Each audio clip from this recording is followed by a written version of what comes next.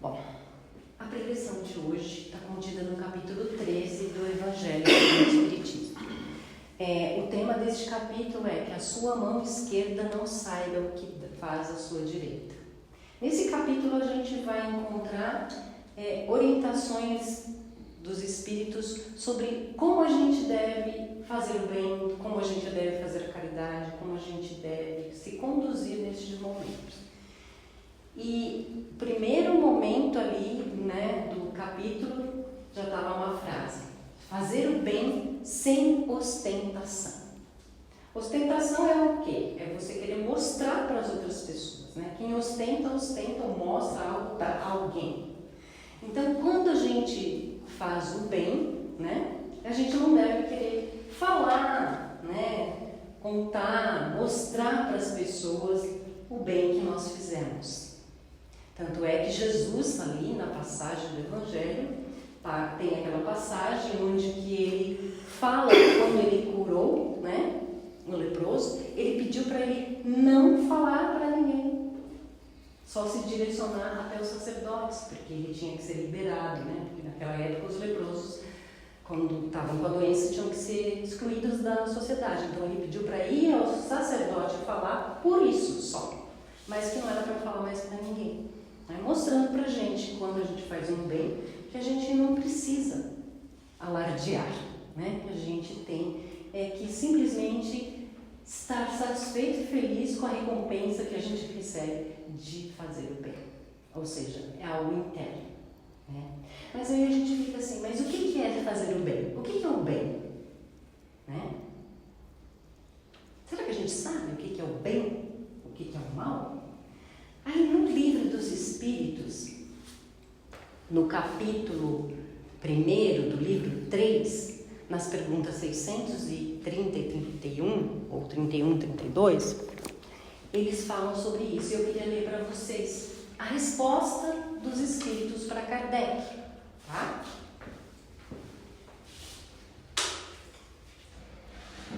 É justamente no tema o bem e o mal. É a resposta 630. Como se pode distinguir o bem e o mal? Essa é a pergunta de Kardec para os espíritos, Lógico, lembrando que os espíritos se manifestavam através dos médicos, Aí a resposta deles é: o bem é tudo que está de acordo com a lei de Deus, e o mal, tudo que dela se afasta. Assim, fazer o bem é conformar-se à lei de Deus. Fazer o mal é infringir essa lei. Tá, então eu tenho que conhecer a lei de Deus, Como é que eu vou estar de acordo com a lei de Deus se eu não conheço a lei de Deus? Mas Jesus já deu uma dica para a gente e já facilitou, porque ele disse que a lei do amor, ela resume todas as outras leis. Então, se a gente estiver,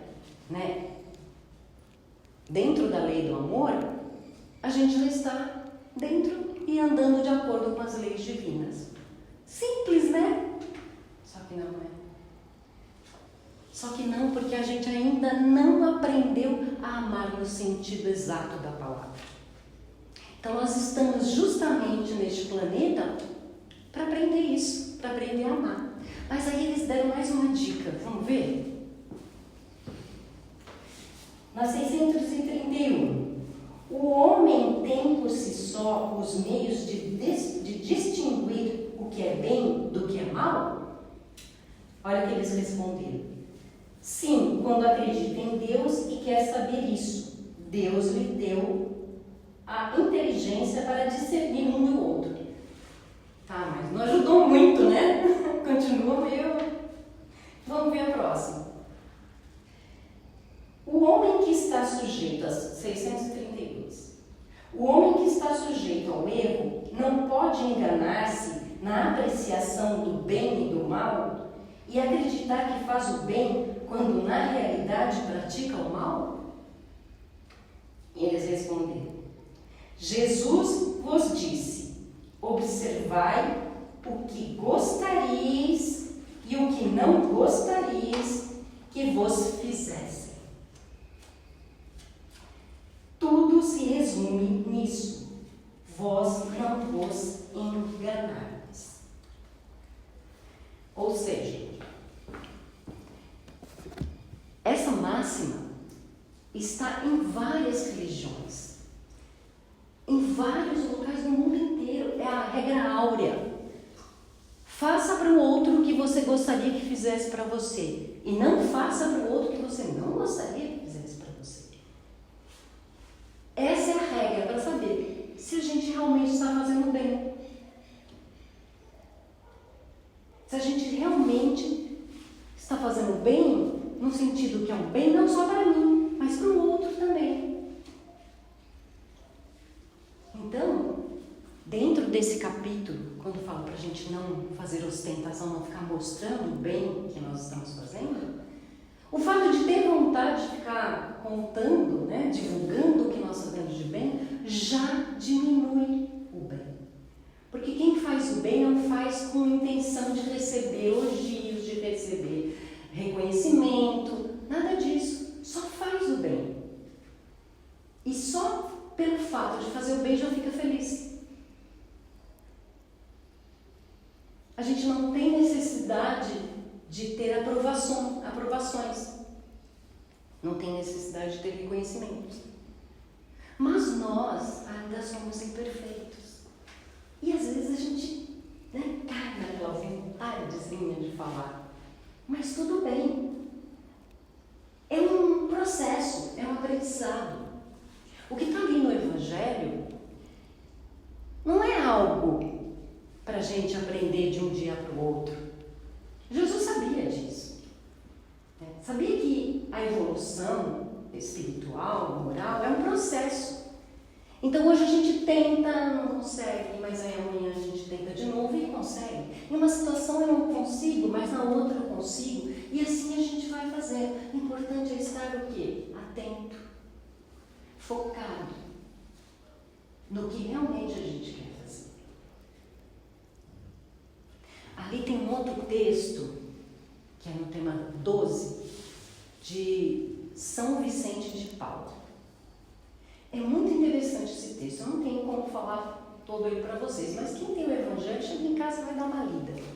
E o que me chamou muito a atenção, São Vicente de Paulo, ele é um santo da Igreja Católica, né? Mas aqui no Evangelho, né, na codificação espírita, vários deles, Santo Agostinho, São Vicente de Paulo, eles auxiliaram, São Tomás de Aquino, eles auxiliaram, eles vieram e deram respostas, né? Porque eles auxiliaram a trazer toda essa revelação.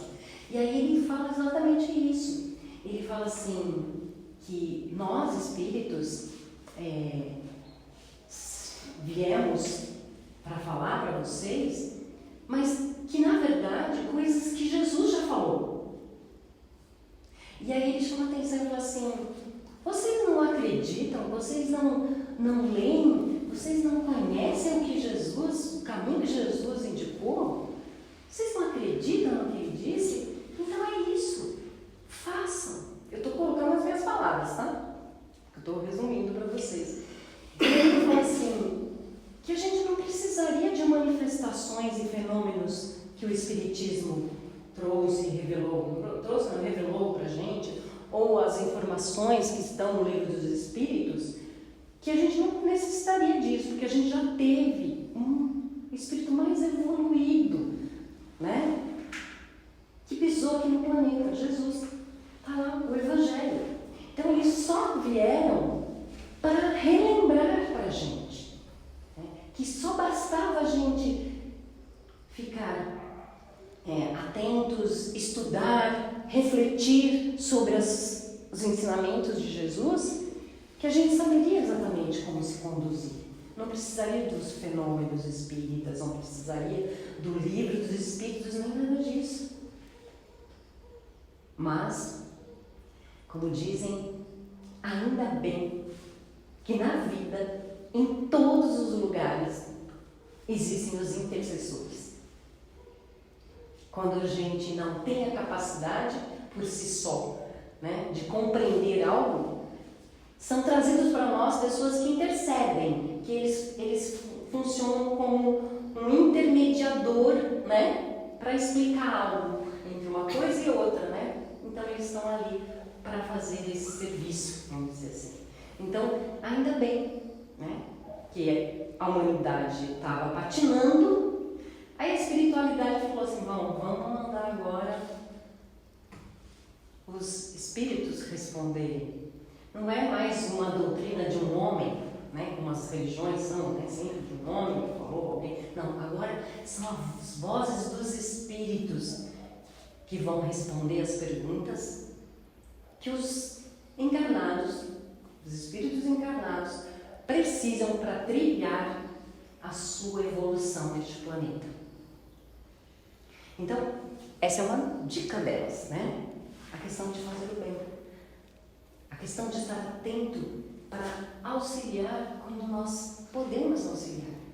E nesse capítulo também eles falam. Se tem a oportunidade de fazer o bem e não faz o mal. É porque a gente fala, não, eu não faço mal para ninguém. Tá, mas se você não teve a oportunidade de fazer o bem, não fez o bem, você fez o mal. E faz parte da nossa evolução. Essa distinção, né? A gente descobrir as escolhas que a gente tem que fazer entre o bem e o mal. Né? Então, para isso, a gente é preciso conhecer as leis. Livro dos Espíritos, a Gênese, todo o Pentateuco espírita. Se vocês querem conhecer, se vocês querem saber como se conduzir de uma melhor forma, quando aqui encarnados, aproveitar essa encarnação, vai lá. Ganha um tempinho, não é perde um tempinho. Ganha um tempinho e leiam. E leiam, e reflitam, e questionem. É para isso que a gente tem e ganhou de presente a razão. Né? Por isso que o Espiritismo é a fé raciocinada. É que cabe a cada um compreender, buscar.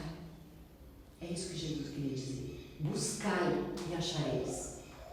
Então, se a gente está disposto a conhecer, a gente busca e a gente é auxiliado. Tem vários intercessores. Cada um de nós temos amigos espirituais que torcem para a nossa evolução. Então, cabe a nós aproveitar as oportunidades que aparecem em nossas vidas. Obrigada pela atenção de todos vocês.